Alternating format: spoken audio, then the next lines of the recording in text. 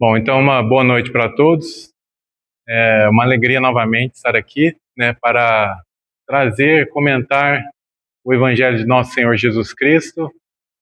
Vale recordar que quando nós abrimos o Evangelho é como se nós estivéssemos ou abríssemos um diálogo com o nosso Mestre Jesus, dada a importância do livro, a importância das obras trazidas, seja pela espiritualidade maior, onde nós então dialogamos de fato com os Espíritos, onde nós trazemos ou revivemos a pureza do cristianismo primitivo e, sobretudo, também com toda a contribuição que os Espíritos trouxeram, que os anjos caídos, que os anjos que vieram trazer para nós todo esse material, a fim de nos esclarecer, a fim de desmistificar o mau entendimento ou as incompreensões de outrora.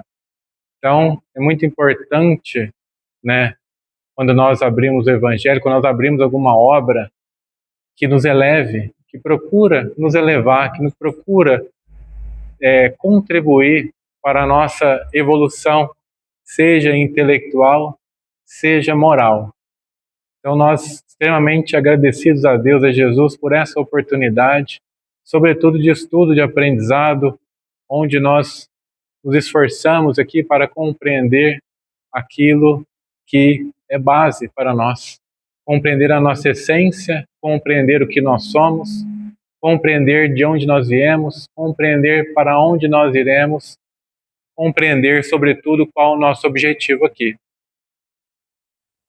Coube-nos, portanto, encerrar o capítulo de número 4, intitulado Ninguém pode ver o reino dos céus, ninguém pode ver o reino de Deus se não nascer de novo.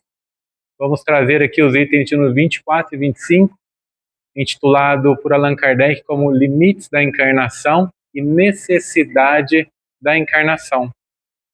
Os últimos dois itens do capítulo, adentrando as instruções dos Espíritos, então vamos trazer aqui duas mensagens mediúnicas ditadas pelo Espírito de São Luís, no ano de 1859, na cidade de Paris.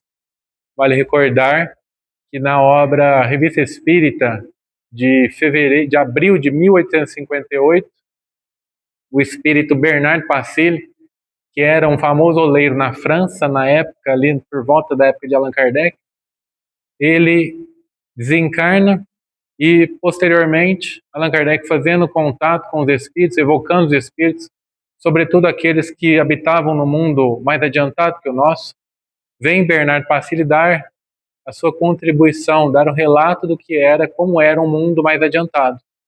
E ele então habitava, ou ele habita, o espírito de Júpiter, o planeta de Júpiter, o planeta mais evoluído da nossa Via Láctea.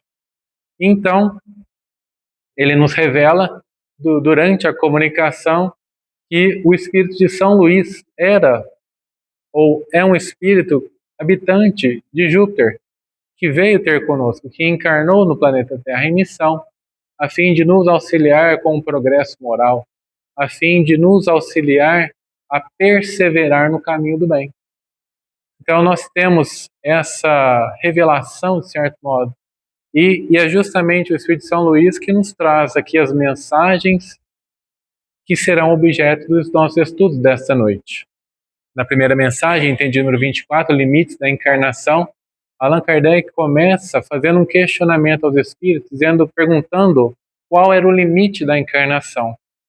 E quando nós passamos por essa pergunta, ou começamos a leitura de uma forma despercebida, nós, no primeiro momento, julgamos que Allan Kardec questionava acerca quais eram os limites da encarnação, quantas encarnações nós podemos ter, se nós encarnamos perpetuamente, se tem um limite de encarnações que a gente pode encarnar, e então a gente interpreta dessa forma. Mas com a resposta do Espírito de São Luís, ele começa dizendo precisamente que não existe uma demarcação propriamente dita ali da encarnação, tendo em vista o corpo que reveste o espírito, ou seja, nós vemos que São Luís, que Allan Kardec, a pergunta que ele faz não era a respeito do número de encarnações.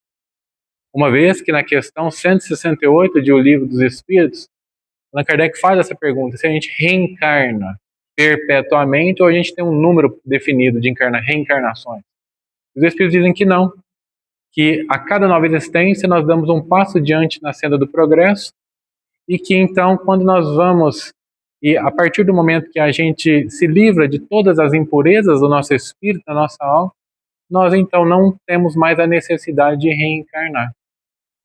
Mas então, Allan Kardec, neste questionamento do Evangelho, que ele coloca no Evangelho, ele pergunta então qual era o limite ali da nossa encarnação. Qual era o limite ali para a gente perceber ali até onde a gente encarna. Mas tendo em vista o nosso envoltório, do nosso espírito, o nosso corpo material. Vale recordar que, segundo Allan Kardec, no Livro dos Médiuns, as nossas primeiras encarnações, elas se dão num corpo extremamente material, onde o nosso perispírito é tão material também que ele se confunde com o nosso corpo físico. Então, com o passar do tempo, que a gente vai nos depurando, vai depurando a nossa alma, esse corpo, tanto material quanto perispírito, ele vai se depurando e vai tornando-se mais etéreo. Vale recordar que nós somos constituídos de espírito, perispírito e corpo físico. O espírito, quando ele foi criado por Deus, vale recordar que os espíritos definem o espírito como sendo o ser inteligente da criação, questão 76 do Livro dos Espíritos. O espírito, ele é sempre revestido pela matéria. Ele nunca fica somente o espírito, ele é sempre revestido pela matéria. Ele é constituído, portanto, de fluido vital, matéria e eletricidade. Essa é a constituição. E a partir do momento que nós vamos nos depurando, a partir do momento que nós vamos trilhando esse caminho evolutivo, no qual Deus nos impõe através das encarnações, nós então vamos depurando esse espírito, vamos depurando esse corpo, seja o material, seja o nosso perispírito, até o momento onde ele se confunde com o nosso espírito, que é a condição dos espíritos puros. No relato de Bernard Passilha a respeito de Júpiter, ele nos fala que os espíritos lá são tão depurados que você consegue perceber o espírito no corpo físico que ele encarna em Júpiter, no perispírito. Você consegue ver a diferença. Aqui, no estágio evolutivo que nós encontramos, no mundo de provas e expiações, nós não conseguimos ver o espírito. Não fica bem claro para nós. Nós vemos o corpo físico. Tanto é que nós chegamos a duvidar acerca da existência do espírito, porque nós não vemos. A não ser aqueles que detêm uma mediunidade mais ostensiva, que conseguem ver, perceber, são mais sensíveis ao mundo espiritual que nos cerca, onde nós estamos submersos, mas em mundos mais adiantados, fica evidente ali onde o que é o espírito, o que é o corpo, o que é o perispírito. Nos mundos mais adiantados. E também nós conseguimos sondar o que se passa dentro de cada um, porque não tem mais nada a se esconder. Ao passo que nós aqui, nós temos o que esconder uns dos outros. Nós ainda somos seres muito falhos. Nós ainda cometemos muitas infrações perante as leis divinas. Imaginemos nós se descesse aqui o retroprojetor e começasse a passar tudo o que se passa dentro de cada um de nós. Todas as nossas falhas, o que a gente ainda detém de pensamentos errados, os nossos atos errados, nós não conseguiríamos olhar, observar tudo o que há dentro de nós ainda. Nós temos muita dificuldade de aceitar, muitas das vezes, as nossas sombras.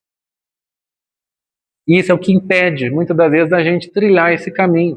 Pois nós não julgamos dignos, muitas das vezes, de trabalhar, de exercer algo, de falar o evangelho, de dar passe. Nós julgamos ser muito difícil a nossa evolução, muito embora, como nós todos sabemos, ela é lenta. Me recordo do livro Céu e Inferno, Código Penal da Vida Futura, item 19, quando Allan Kardec nos diz que a nossa evolução é lenta justamente porque nós detemos o livre-arbítrio. depende de nós. Então ela é lenta, ela é difícil, ela é demorada. Se Deus impusesse em nós algo, fosse imposto, talvez a nossa evolução poderia ser até um pouco mais rápida. Mas Ele não quer justamente isso. Ele quer que que nós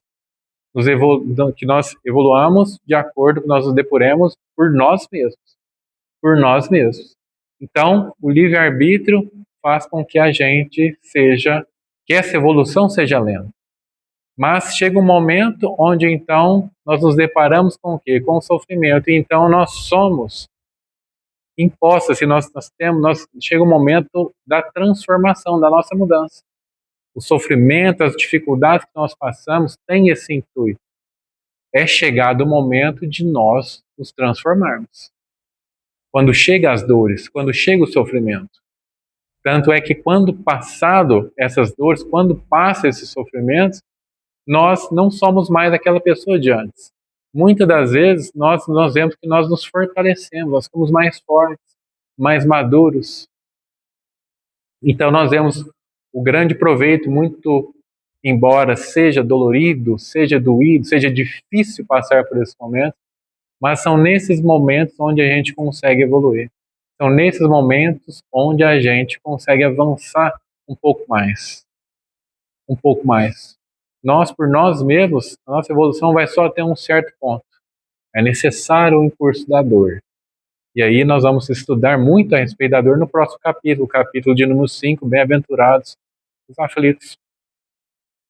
Mas então, o Espírito de São Luís fala-nos que ele traz essa visão acerca dos outros mundos, né, dos mundos mais avançados, de como que acontece essa depuração.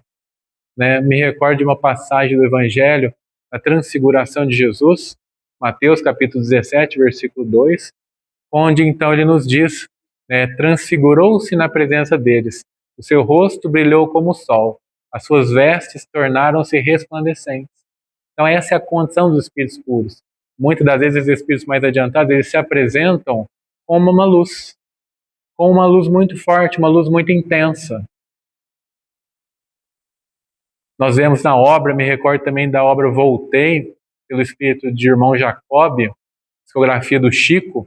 Irmão Jacob é o pseudônimo de Frederico Figner, que era um trabalhador da Federação Espírita Brasileira, médium passista, médium dialogador nas reuniões mediúnicas, vice-presidente da Federação Espírita Brasileira, tesoureiro da Federação Espírita Brasileira, trabalhou por muitos anos ali, mas ele tem uma surpresa muito grande ao desencarnar.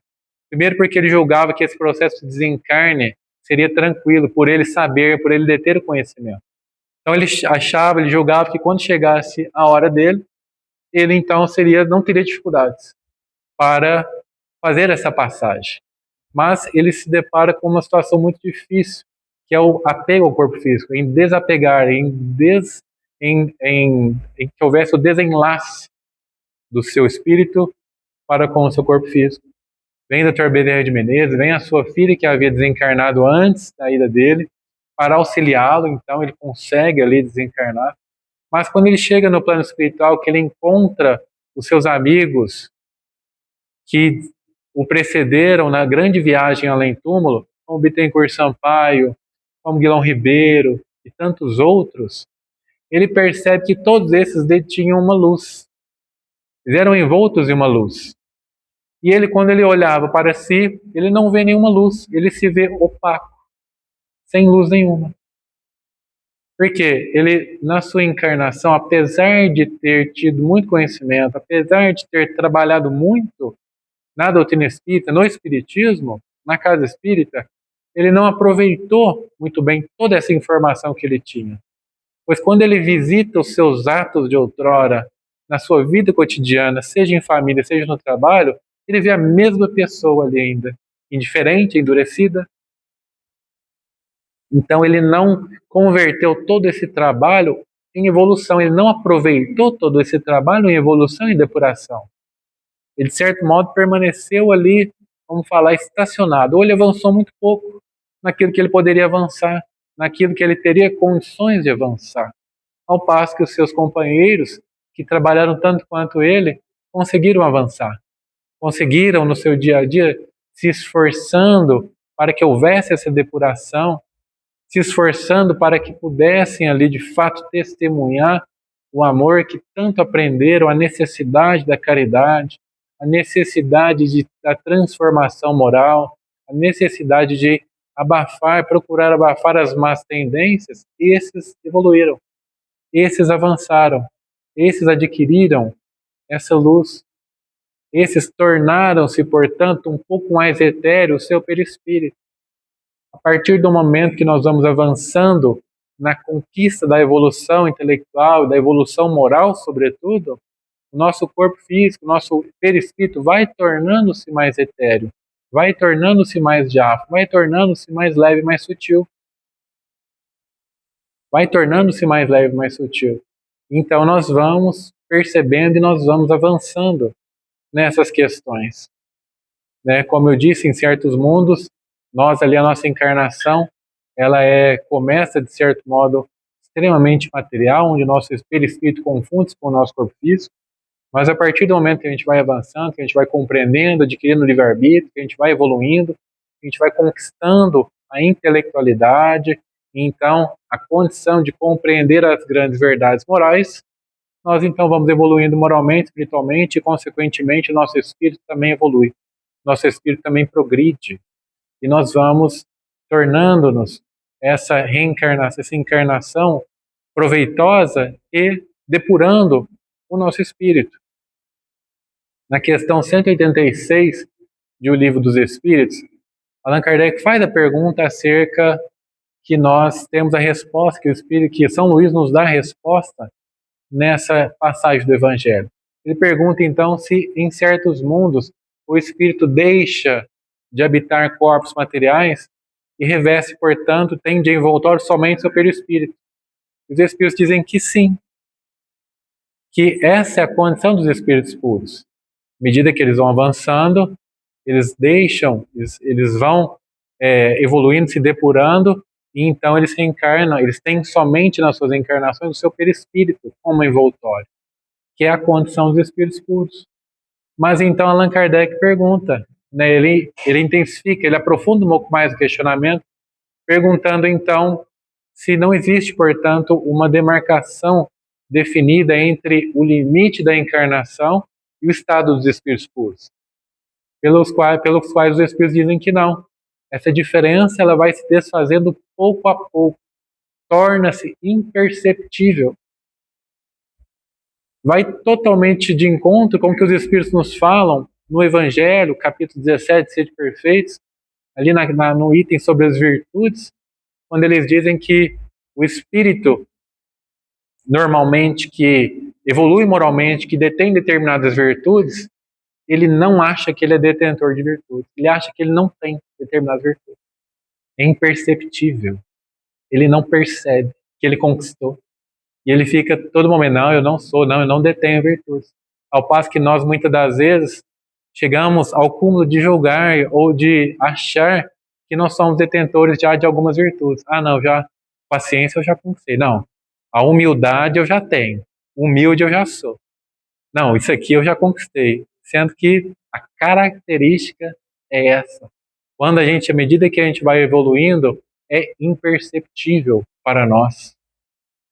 Ela vai se desfazendo, essa materialidade, pouco a pouco. E então a gente vai avançando. E a gente vai avançando. Então, essa característica nossa de nos preocuparmos se nós estamos evoluindo, se nós estamos avançando, isso é próprio da nossa inferioridade, isso é próprio da nossa imperfeição. Não nos preocupemos com isso, preocupemos no trabalho. Sabemos que, segundo o Novo Testamento nos revela, a vida é uma só. Mas qual vida é essa? A vida do Espírito. A vida do Espírito. O que nós encontramos quando nós desencarnamos? Vida. Então a nossa vida é eterna. A gente vai viver para sempre. Não nos preocupemos com o tempo.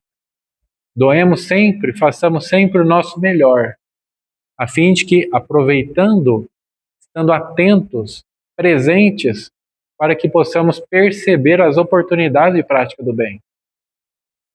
Segundo os nossos amigos espirituais, questão 642 de O Livro dos Espíritos, é necessário que se faça o bem. Allan Kardec pergunta se para nós conquistarmos um bom lugar na vida futura, se basta nós não fazermos o mal. Os espíritos dizem que não, é necessário que se faça o bem.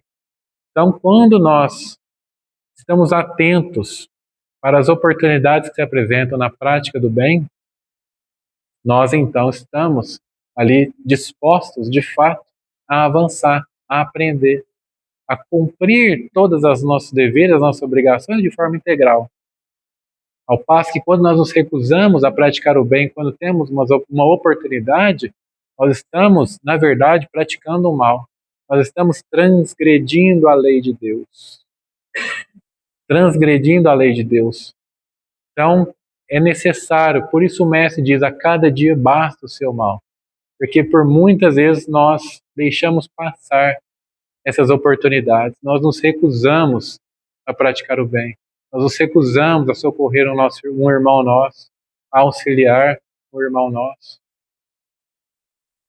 E então nós fazemos ainda muito mal, nós ainda deixamos de cumprir ali a nossa parte, ao que nos cabe, ao que nos compete, na grande obra da criação. Na grande obra da criação é necessário ter essa consciência, e aí o Espiritismo entra. Aí entra a grande, vamos falar assim, vantagem para nós espíritas, que nos fala abertamente, claramente acerca dessa necessidade. Mas muitas das vezes nós trazemos isso para um lado ruim, para o lado, muitas das vezes, da cobrança. Não, eu tenho que ser melhor, tem que ser isso, tem que ser aquilo, e esquece de apreciar o momento, de apreciar o processo. Esquece, muitas das vezes, de se dedicar ao trabalho do bem, mas sem esperar nada em troca. Fazer o bem pelo bem. Sem esperar nada em troca de ninguém, muito menos dos espíritos, muito menos quando chegar na vida futura, quando chegar o momento da nossa passagem. Fazer o bem pelo bem. Sentir a alegria e o preencher da nossa alma na prática do bem. Isso é estar presente.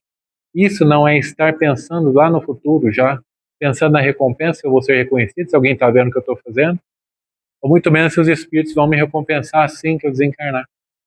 Me recordo de uma das obras do Dr. Inácio, ele relata que há um hospital no plano espiritual que recebe muitos espíritas que desencarnaram.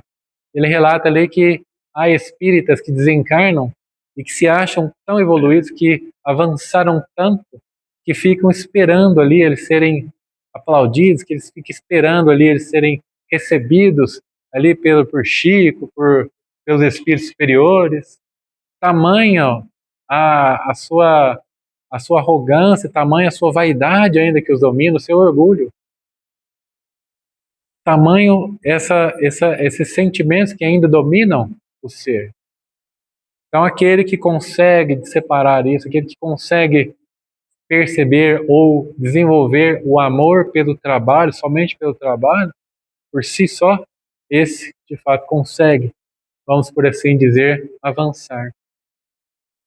Então, São Luís também nos fala na mensagem para nós percebermos que, muitas das vezes, os espíritos, eles, quando desencarnam, quando estão na erraticidade, eles mantêm uma ligação com um mundo onde eles relativo ao seu grau de adiantamento. Por exemplo, nós, quando desencarnamos, permanecemos ali próximos ali à crosta planetária da Terra, porque ainda nós temos ali ainda muita ligação, nós temos ainda muito o que fazer aqui em termos de reparação, em termos de compromisso, em termos de expiação.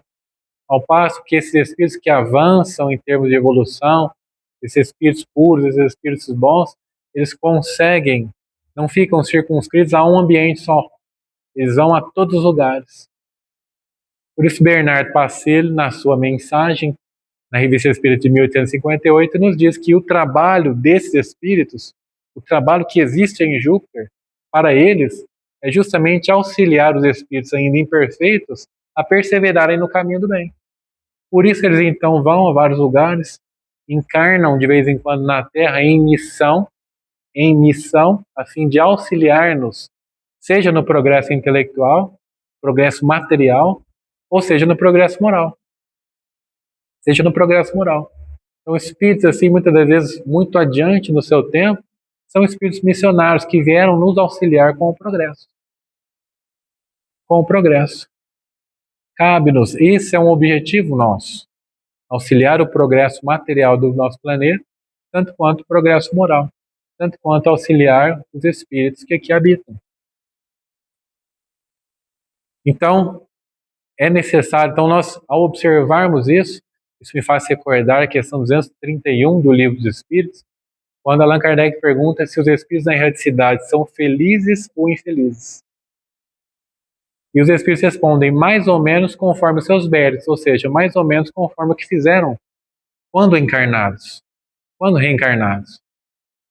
Sofrem muitas das vezes pelas paixões que cultivaram, ou muitas das vezes pelos erros que cometeram. Ao se deparar com a realidade da vida, com a continuidade da vida, muitas das vezes com o choque da desencarnação que ela produz em nós, esses espíritos então compreendem a responsabilidade que é viver. E então começam a perceber ali onde errou, o que fez, o que deixou de fazer. Sofrem muitas das vezes, pedem orações.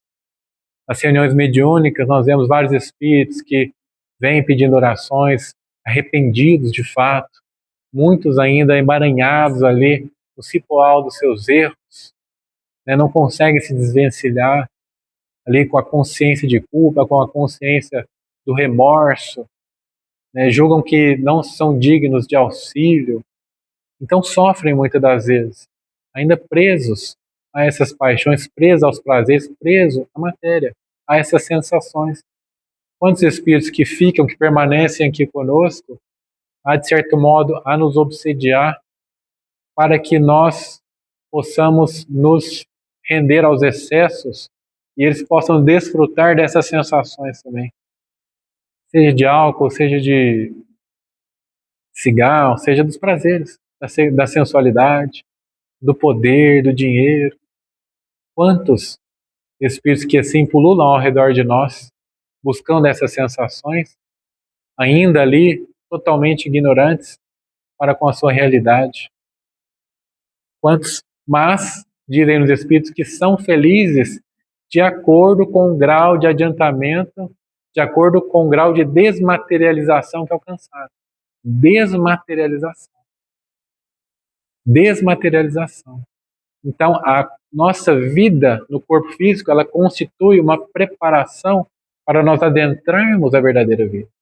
O que nós fizermos aqui de bom, o que nós fizermos aqui de trabalho, o quão despertos nós estivermos com relação às nossas necessidades, aos nossos objetivos, às nossas obrigações, vai nos poupar de muito sofrimento ou de um tempo perdido no plano espiritual. Primeiro, para compreender de fato, para entender o que nós somos. Passou, chegou um momento da nossa desencarnação. E para nós então avançarmos, continuarmos avançando daquilo que nós conquistamos aqui, seja de intelectualidade, seja de moral. Então é uma preparação muito grande. Aqueles que buscam compreender, aqueles que buscam trabalhar aqui, perseverar no bem, aqueles que buscam aqui esse trabalho no bem, porque num primeiro momento fazer o bem para nós, se nós olharmos a nossa vida de uma forma fria, não trazem um benefício para nós fazer o bem. Muito pelo contrário. A gente pode até perder muito. Então, a atividade na prática do bem consiste para nós num grande exercício da construção da nossa fé, da construção da certeza da imortalidade da alma, daquilo que tudo nós acreditamos. Que nós vamos colher os benefícios de tudo que nós fizermos aqui no plano espiritual, nós estarmos amontoando riquezas no plano espiritual, nos céus, como dirá o Mestre. Então, esse grau de desmaterialização é algo assim que nós devemos, que nós trabalhamos diariamente, seja através da oração, seja através do estudo, seja através da reforma íntima, seja através da prática da caridade. Isso tudo é já viver uma vida de espírito. Isso tudo já consiste em nós já estarmos vivendo uma vida de espírito, de oração, de confiança, de fé, de desenvolvimento, nas situações difíceis, onde não cabe nos nossos concursos, onde nós nos deparamos com situações que nós não queríamos estar ali, mas nós nos vemos envoltos em determinadas situações, onde somente nos cabe confiar e entregar nas mãos de Deus, isso é ter fé, fazer o nosso melhor e aguardar muitas das vezes. Que seja feita a vontade de Deus e não a nossa. Isso é ter fé, isso é viver uma vida de espírito, isso é se preparar, isso é se desmaterializar, isso é ir se desligando da matéria aos poucos. Isso é ir se desligando da matéria aos poucos. Me recordo a questão 912 de O Livro dos Espíritos, quando Allan Kardec pergunta como vencer a influência da matéria. Os Espíritos respondem, praticando a abnegação, só isso. Praticando a abnegação, ou seja, sacrificando as suas vontades materiais, muitas das vezes pelo bem do próximo. É isso. Você sacrifica as suas vontades na matéria, você sacrifica o tempo que você tem ali, onde você se dedicaria muitas vezes aos prazeres, para o trabalho no bem, para trabalhar no bem, para estudar, para se desenvolver, para auxiliar os nossos irmãos, para auxiliar aqueles que carecem de auxílio, que passam por existências provacionais, expiatórias. E a partir daí, então, que nós vamos evoluindo. A partir daí, então, que nós vamos, através da nossa perseverança no bem, através de nós, de fato, demonstrarmos uma vontade vigorosa, perseverando, persistindo, é que nós vamos conseguir nos desmaterializar, nós vamos conseguir avançar. Então, o limite da encarnação é justamente não ter mais a necessidade de encarnar. Quando nós alcançamos essa possibilidade de não mais encarnar, ali é o limite da encarnação. Esse é o limite. Nós entrarmos numa condição onde não é mais necessário nós encarnarmos. Esse é o limite da encarnação. Esse é o limite. Só que isso vai se desfazendo pouco a pouco, tornando-se imperceptível. Quantos espíritos que, mesmo não tendo mais a necessidade de encarnar, voltam com alegria, porque têm a oportunidade de auxiliar os seus irmãos ainda que não compreenderam muito bem a necessidade da lei de amor, da prática da lei de amor, e então voltam. Como nós vemos no livro Renúncia, Alcione já habitava um outro planeta, mais evoluído que a Terra, já desenvolvia trabalhos lá, mas ela então, a pedido de um espírito que era muito simpático e afim a ela então volta, a fim de auxiliar aquele grupamento familiar que por muitas reencarnações a auxiliou quando encarnava no planeta Terra. Então ela vem, encarna novamente no planeta Terra, em missão, a fim de auxiliar aquele grupo de espíritos simpáticos que já reencarnavam por várias existências. Por várias existências. Então o limite da encarnação é justamente esse, não precisar mais encarnar.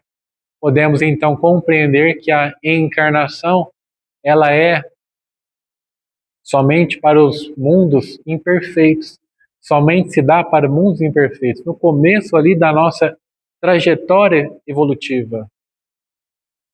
Somente através ali das primeiras encarnações é que se dá ali a importância da encarnação, portanto, é um período transitório de encarnação.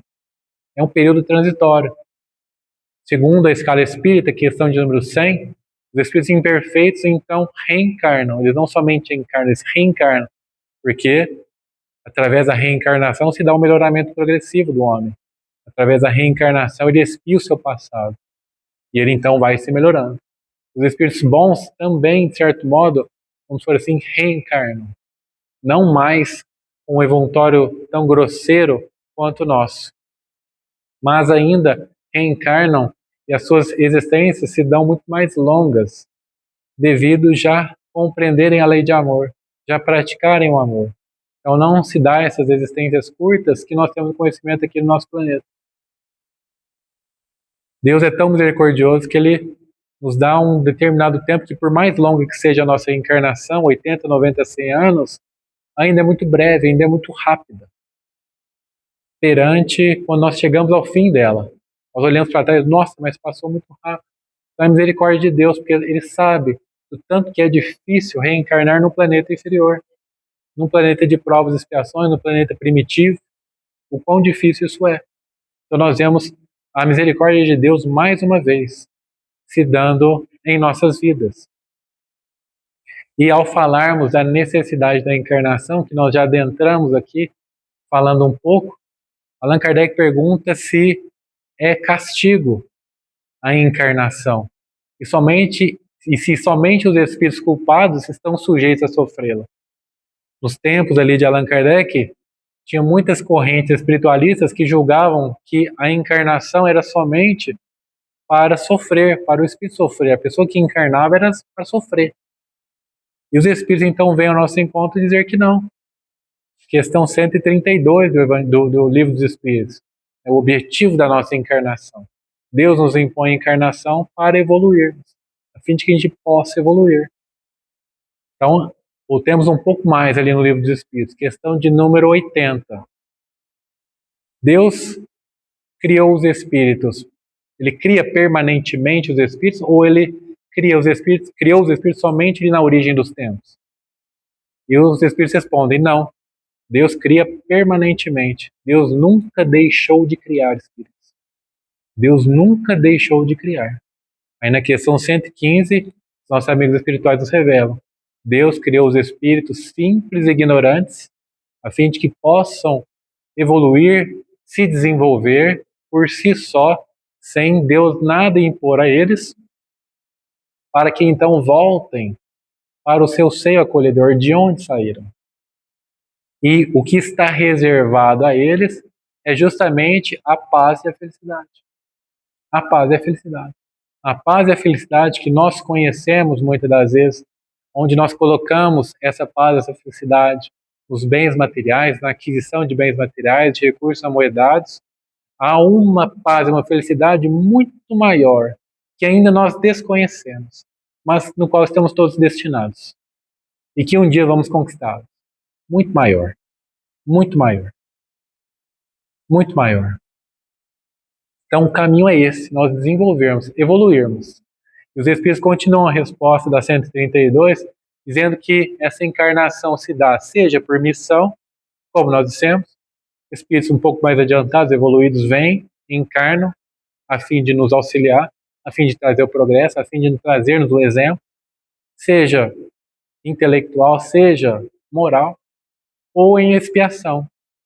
Mas a expiação aqui consiste em, muitas das vezes, em nós enfrentarmos as vicissitudes que a existência corporal nos impõe, que a vida na matéria nos impõe. Essa é a expiação. Nós sabemos a dificuldade que é a nossa vida, a dificuldade que nós temos ali em trabalhar, em adquirir os recursos para a nossa subsistência, para suprir as nossas necessidades fisiológicas, questão de segurança, questão de conforto, a questão do clima, que ele é volátil, toda uma hora é frio, toda hora é calor e nos prejudica. Então, olha a dificuldade que é, essa é a expiação. Enfrentar essas vicissitudes que a vida corporal nos impõe. Mas é através dela que nós vamos evoluir, que nós vamos avançar, que nós vamos primeiramente nos desenvolvermos intelectualmente, a fim de que a gente se preserve cada vez mais, que a gente consiga se preservar. E então, a partir dessa conquista intelectual, é que nós estaremos em condições de compreender as verdades morais e então avançar moral e espiritualmente. Primeiro, esse processo evolutivo se dá de uma forma intelectual. Quando nós conquistamos, portanto, a razão, quando nós conquistamos, portanto, o conhecimento, não acaso o Mestre nos diz, e conhecereis a verdade vos libertará. Quando a gente adquire, portanto, esse conhecimento, nós então adquirimos ali a oportunidade de avançar. Por isso, para nós, é uma oportunidade, uma responsabilidade muito grande, nós espíritas, porque nós não nos compete mais trazer aqui ou dizer que nós não sabíamos, porque a gente sabe. A gente sabe qual que é o nosso objetivo, o que nós temos que fazer. Nós temos uma noção muito maior entre o certo e o errado. Entre o certo e o errado. Então compete a nós, não que nós vamos dar um salto na nossa evolução, mas compete-nos o esforço. Não que nós vamos conseguir cumprir todas as nossas atividades de forma integral, mas o esforço em reconhecer aonde nós erramos, em reconhecer o que nós temos que melhorar, em reconhecer e nos esforçarmos para melhorar e não errar mais. Isso é o que nos compete. Perseverar até o fim. Aquele que perseverar até o fim, esse será salvo. Esse será salvo. E a encarnação também, segundo os nossos amigos espirituais, nos coloca em condições de suportar a parte que nos toca na obra da criação. Ou seja, o nosso trabalho material que vai auxiliar o progresso do mundo físico, do mundo que nós estamos habitados. Isso consiste em um dever, através dos nossos trabalhos materiais, nós auxiliamos, concorremos para o progresso material do nosso planeta, e através dos nossos trabalhos morais, vamos dizer assim, através da caridade, através da fraternidade, auxiliando aqueles que estão numa posição inferior a nós, seja em expiações, em provas, seja numa condição evolutiva, nós então cumprimos com a nossa parte. Através da encarnação, nós compreendemos aquilo que nos compete executar, o trabalho, a necessidade do trabalho. Por isso, o trabalho é uma lei universal. O próprio mestre disse, eu trabalho até hoje, meu pai trabalha também. Então, nós também temos que entrar nesse cumprimento dessa lei, aparelhando as nossas vidas ao trabalho no bem, ao esforço do nosso trabalho material, doando sempre o nosso melhor, cumprindo com os nossos deveres, com a nossa obrigação. Muitas das vezes nós queremos descanso, nós queremos paz no sentido da inércia, e é o contrário. Aproveitemos a nossa oportunidade aqui de aprendizado, de fazer o bem, de doar o nosso melhor, de aprender cada vez mais, seja através do nosso trabalho material, seja através da fraternidade. O trabalho é o que desobstrui toda a nossa vida consciencial. Tudo que nós fizemos de erro, tudo que nós já praticamos de errado outrora, somente trabalho no bem é que vai de fato desobstruir toda essa vida consciencial, todo o nosso pretérito de erros, e vai nos dar a oportunidade de avançar cada vez mais. Então a encarnação ela não é um castigo, muito pelo contrário, é uma oportunidade para que nós possamos avançar e evoluir, onde o que está destinado a nós é a paz e a felicidade. Uma paz e uma felicidade muito maior, onde nós não temos condições de mensurar ainda. Nós não temos condições de mensurar, mas é algo que todos nós um dia iremos alcançar. Não acaso o Mestre nos disse que nenhuma ovelha se perderia. Então, são através dessas mensagens, principalmente em momentos difíceis, onde nós atravessamos, onde nós, ao olharmos o futuro, muitas das vezes sofremos dores, dificuldades, ou isso é que está delineando para nós, quando nós nos voltamos para o Evangelho e pegamos essas mensagens, é nesse momento onde se faz necessário que nós reforcemos a nossa fé, sobretudo a nossa esperança, principalmente na fala do nosso Mestre e na fala dos nossos amigos espirituais. Que Jesus abençoe a todos, muita paz e muita luz.